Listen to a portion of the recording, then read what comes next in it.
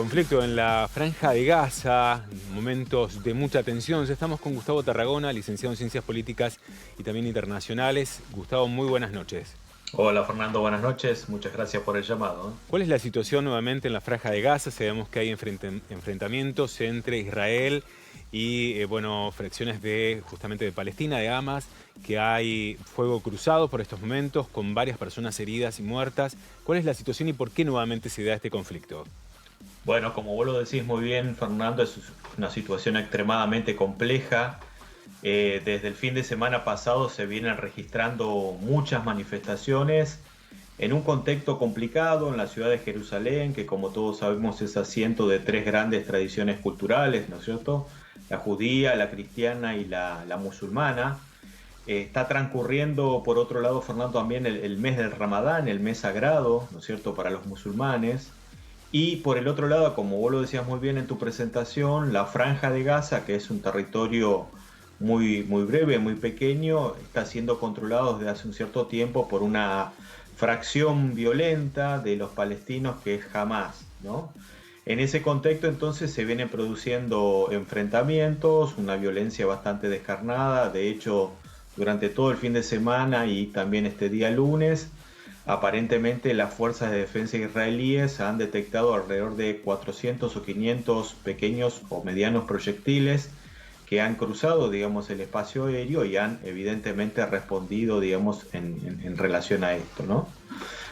Gustavo, por otra parte también potencias como es Alemania y Francia han hecho observaciones justamente a Israel por el avance sobre el territorio palestino, y esto también de alguna manera es la antesala del conflicto que ha llevado a mayor escala, producto obviamente de lo que hacías mención. ¿Cuál es la postura en torno de Israel frente a este llamado de atención de primeras potencias en una Palestina cada vez más avanzada justamente por el Estado de Israel?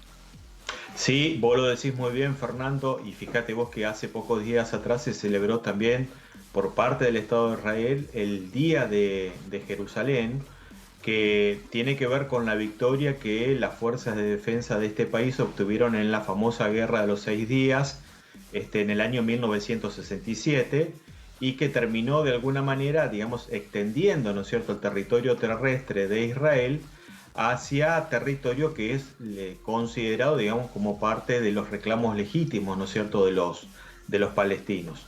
No te olvides también, Fernando, que hace poco tiempo atrás, hace no más de 2 años, Israel decide trasladar, ¿no es cierto?, su capital histórica de Tel Aviv a Jerusalén, ¿no?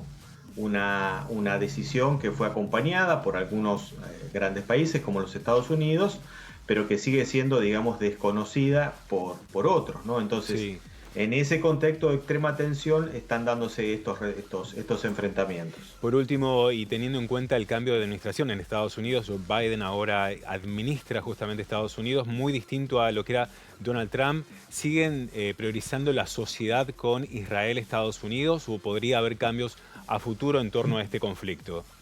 Israel es un actor clave, Fernando, para la administración, para el gobierno de los Estados Unidos, independientemente de la administración que ocupe transitoriamente el poder. Entonces, en ese sentido, no deberíamos, me parece a mí, esperar un cambio de rumbo. Es cierto que hace unas horas el vocero del Departamento de Estado de los Estados Unidos llamó a persuadir, llamó a la tranquilidad, al cese de la violencia, pero en un contexto donde, como decíamos, Israel es un actor clave para los planes de los Estados Unidos de estabilidad en la región del Medio Oriente. Muy bien, Gustavo, como siempre, muy claro. Muchísimas gracias por toda la información y estaremos atentos, obviamente, ante esta nueva escalada del conflicto allí en la Franja de Gaza y también, en Jerusalén. Muchas gracias por toda la información. Gracias por el llamado, Fernando. Buenas Hasta luego. noches. Diversas